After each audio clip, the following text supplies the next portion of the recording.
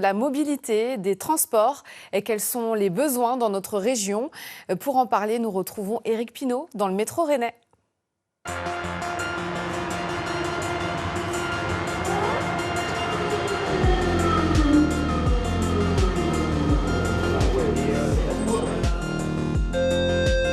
Et on démarre dans ce métro rennais. S'il a du succès, tout comme le tramway à Brest, il est souvent plus difficile de se déplacer en transport en commun dans les petites villes. C'est le choix du quotidien pour seulement 19% des Bretons. La voiture reste donc le moyen de transport numéro 1 pour 80% des Bretons, 10% de plus que la moyenne nationale. Alors, comment ça s'explique? Quelles sont les spécificités de notre territoire? Est-ce que les maires ont leur rôle à jouer? On va voir ça avec nos reportages et nos invités. On démarre dans les Côtes-d'Armor, précisément le Trégor. La voiture est essentielle au déplacement dans les communes rurales. Notre étude indique que c'est le premier moyen de transport du quotidien pour 87% des Costarmoricains, contre seulement 9% pour les transports en commun. Pourtant, tout le monde ne possède pas de voiture. Alors, Solitrégor, l'association, met en relation des conducteurs bénévoles avec des personnes qui ont besoin de se déplacer. C'est un reportage de Christelle Veillard et Valentin Leroux. Christian, 66 ans, est chauffeur bénévole à Tréguier depuis 2 mois. Ce jour-là, il va chercher Anne chez elle. Retraitée, elle n'a pas le permis, c'est donc lui qui assure ses déplacements. Il faut toujours trouver un ami, un voisin, de la famille. Enfin bon, les petites dames que je conduis, bon, c'est bien gentil, ils sont gentils les voisins, mais bon. Ouais, donc il y a vraiment un besoin, quoi. Tu crois qu'on va trouver des fleurs? Le conducteur va donc emmener Anne dans une pépinière pour acheter des plantes. Si pour le quotidien, elle trouve tout à Tréguier où elle vit, pour les sorties ou les grosses courses, c'est plus compliqué. Ça m'a permis de me sentir beaucoup plus libre. Et ça, c'est important en vieillissant. Cette association qui fait le lien entre Anne et Christian est unique en Bretagne, créée il y a 1 an et demi à l'initiative de Pierre Rousset, le maire de Kermaria-Sulard. Là, 25 communes, 550 adhérents. Il faut donc avoir une gestion rigoureuse.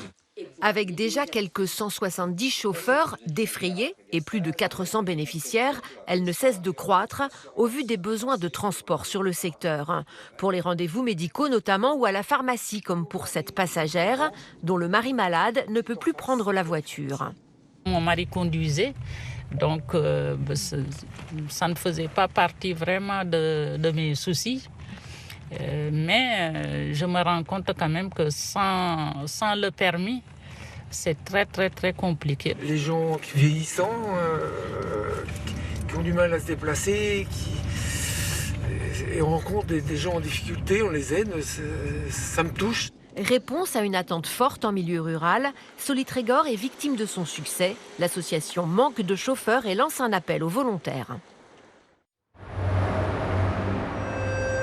Autre territoire des Côtes-d'Armor où l'on sait bien que le transport est un sujet fondamental, c'est le Menez en Centre-Bretagne. Yvon Perrin, bonsoir. Bonsoir. Vous êtes maire délégué de Collinet, aujourd'hui intégré à la commune nouvelle du Menez. Les chiffres que je donne sur l'utilité de la voiture, l'utilisation de la voiture, ça vous étonne pas? Alors chez nous, la voiture est prioritaire. 95% des personnes l'utilisent au quotidien, d'où le besoin d'avoir une source d'énergie, enfin du gasoil.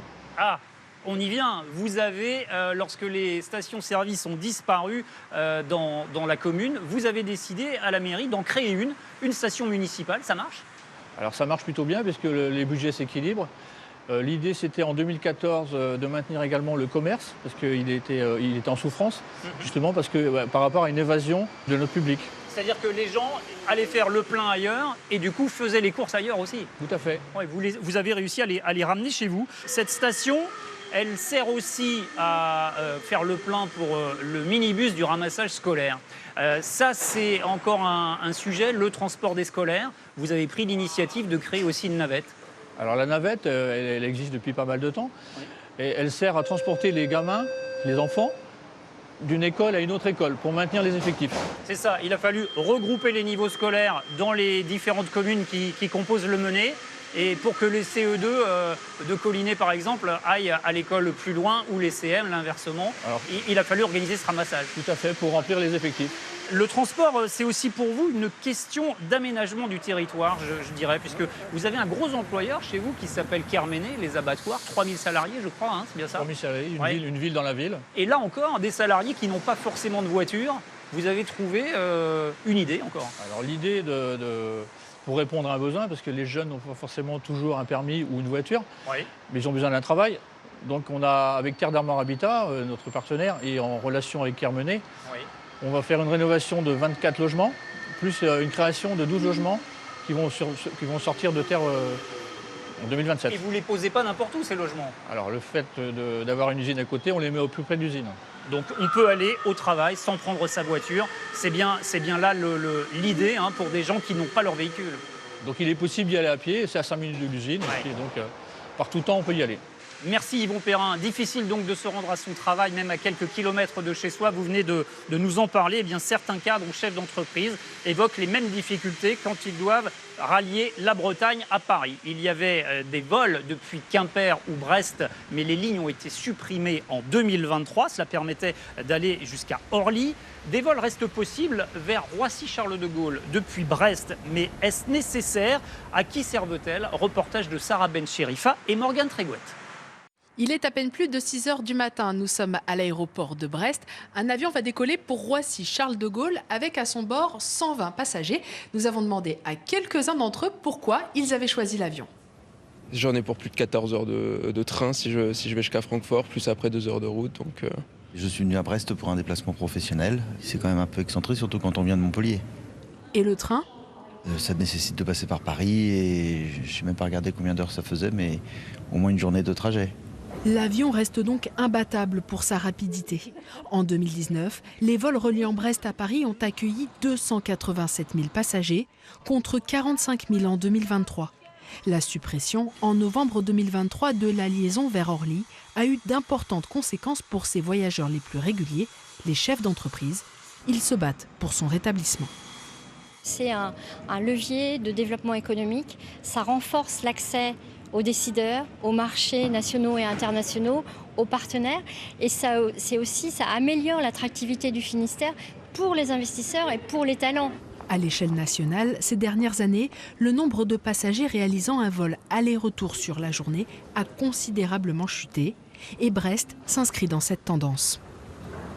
Parmi ces passagers réguliers qui délaissent l'avion pour le train, les collaborateurs d'un des plus gros employeurs du Finistère, le Crédit Mutuel Arkea.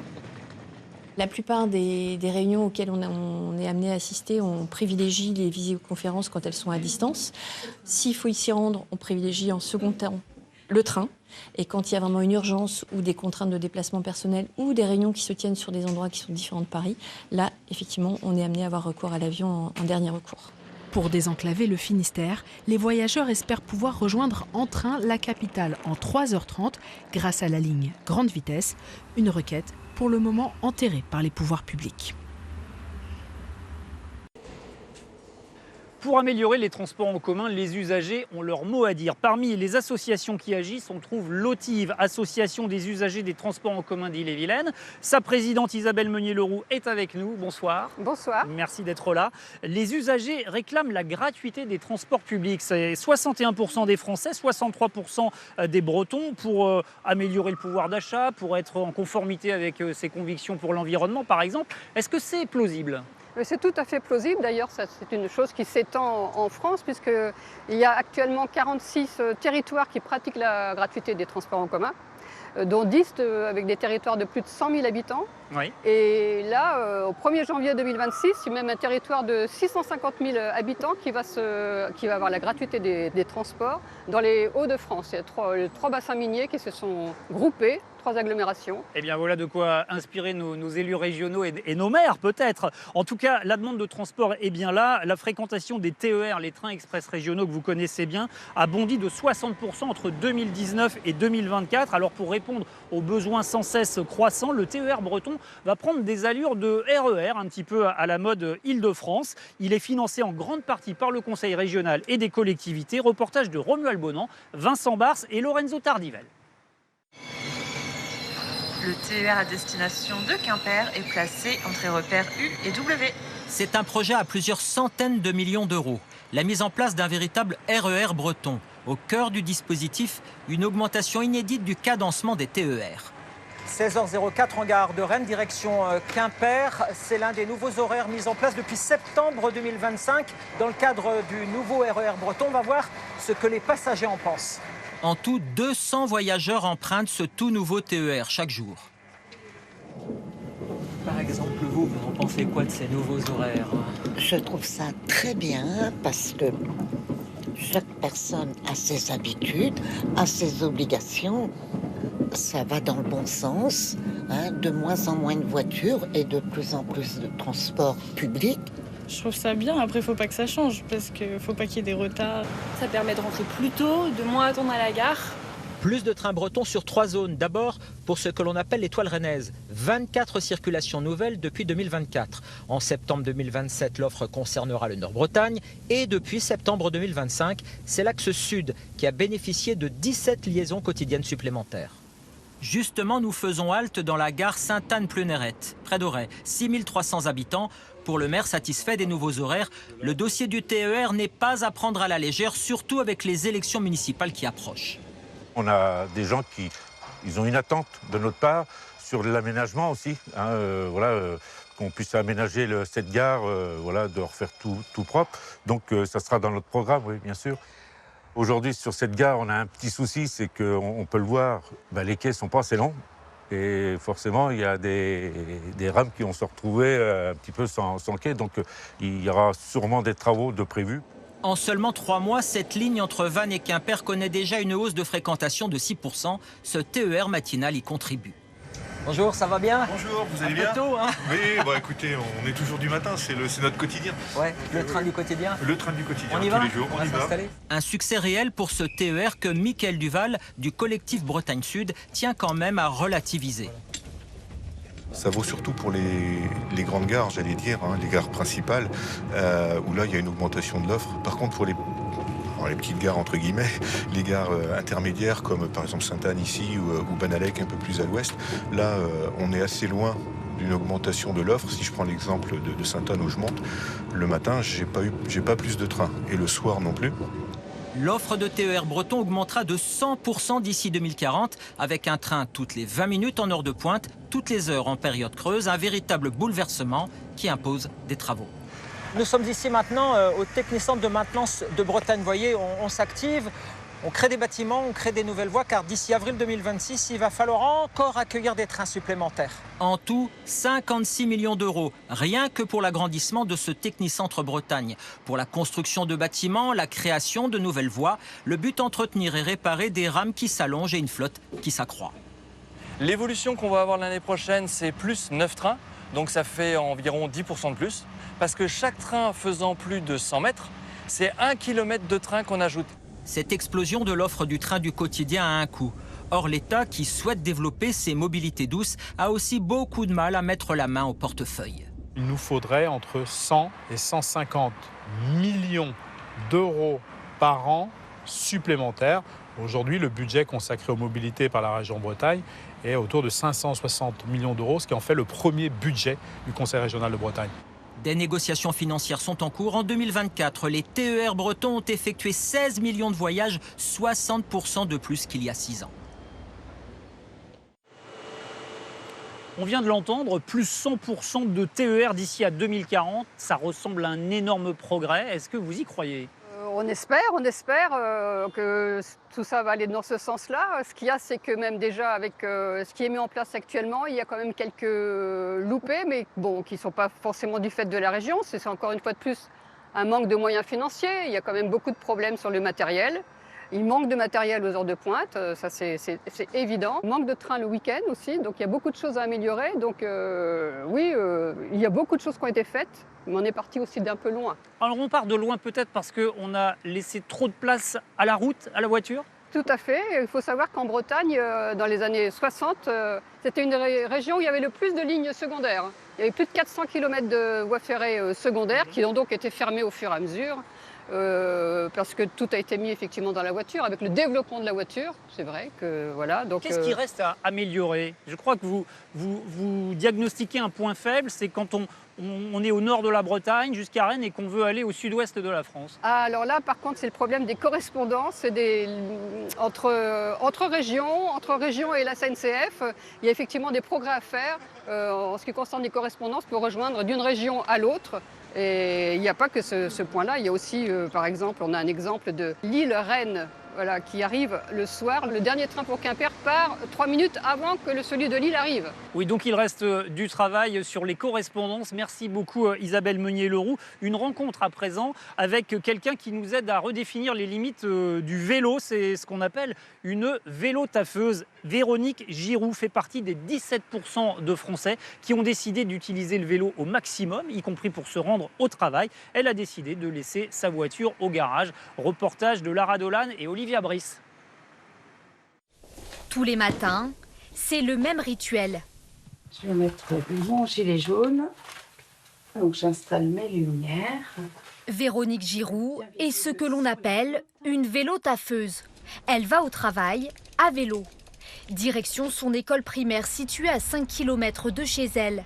Une bonne partie du parcours se fait sur cette route de campagne, très fréquentée et plongée dans le noir. C'est déjà arrivé qu'on me double alors qu'une voiture arrive en face et là je trouve ça dangereux. C'est vrai que je préférerais avoir une piste cyclable, être un petit peu à l'écart des voitures. Il est 8 heures. Après avoir pédalé une vingtaine de minutes, la journée de Véronique peut commencer. Quand j'arrive ici, je commence à mettre des choses sur les tables et à installer la classe pour l'accueil des élèves. Et peu de fois où je vais en voiture, j'ai pas du tout cette sensation d'être en activité, j'arrive un peu endormie, alors que là, je me sens prête. Un mode de vie qu'elle a adopté il y a 13 ans et qui a inspiré certains de ses collègues, comme Jérôme. C'est à voir Véro avec le vélo qu'elle avait loué à la Comcom qui m'a donné l'idée. Ouais. Et j'ai fini par le faire, mais elle est passée au vélo musculaire et moi je suis resté sur le vélo électrique.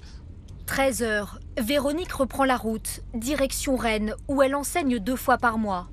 Tous ces déplacements se font à vélo, un mode de transport écolo et économique dont elle ne peut plus se passer. C'est devenu une hygiène de vie, à force de le pratiquer, c'est presque un manque si je ne fais pas de vélo tous les jours de la semaine. Dernière étape du périple, la gare de Rennes. Ce jour-là, Véronique a parcouru près de 20 km à vélo. Les jambes sont un peu lourdes, alors le retour chez elle se fera en train. Voilà pour cette page spéciale consacrée à nos habitudes de transport et aux attentes des électeurs. Vous pouvez poursuivre bien sûr sur notre site internet grâce à un décryptage complet de notre étude Ma commune, mon maire et moi. Vous y retrouverez également le témoignage de la maire de Caunes dans les Côtes-d'Armor. Elle s'est battue pour conserver sa gare et ça a fonctionné. Reportage en images à retrouver sur le site de France 3 Bretagne.